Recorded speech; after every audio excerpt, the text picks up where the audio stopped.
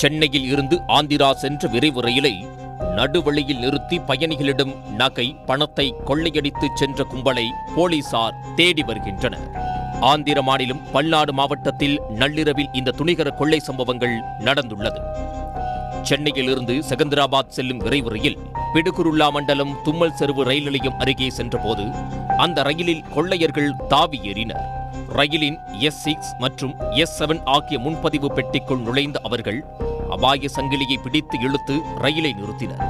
தொடர்ந்து மேலும் சில கொள்ளையர்களும் ரயிலுக்குள் ஏறினர். ரயில் பெட்டிகளில் தூங்கிக் கொண்டிருந்த பெண்களிடம் நகைகளை பறித்தனர்.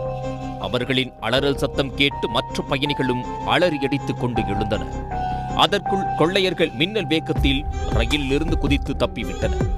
சென்னை விரைவு ரயிலில் பயணித்த 3 பெண்கள் கழுத்திலிருந்து கொள்ளையர்கள் நகைகளை பறித்துக் கொண்டு தப்பியிருப்பது தெரியவந்தது. இதுகுறித்து செகந்திராபாத் ரயில் நிலையத்தில் பயணிகள் புகார் அளித்தனர். இதேபோல் நடிக்குடி ரயில் நிலையத்தில் நரசாபூர் எக்ஸ்பிரஸ் மீது மர்ம நபர்கள் கற்களை வீசி ரயிலை நிறுத்தி ஏற முயன்றனர். ஆனால் கதவுகள் மூடப்பட்டு இருந்ததால் அவர்களால் ஏற முடியவில்லை. தொடர்ந்து அந்த ரயில் மீது கொள்ளையர்கள் தாக்குதலில் ஈடுபட்டதால் ரயில் பயணிகள் அச்சத்தில் ஆழ்ந்தனர். சென்னையில் இருந்து ஆந்திரா சென்ற விரைவு ரயிலில் அரங்கேறிய கொள்ளை சம்பவம் ரயில் பயணிகள் இடையே அச்சத்தை ஏற்படுத்தி உள்ளது. ஏற்கனவே ஆந்திராவில் இதேபோன்ற சம்பவம் இதற்கு முன்பு நடந்துள்ளன. அதில் ஈடுபட்ட கொள்ளையர்களே மீண்டும் கைவரிசை காட்டியிருக்கலாம் என போலீசார் கருதுகின்றனர்.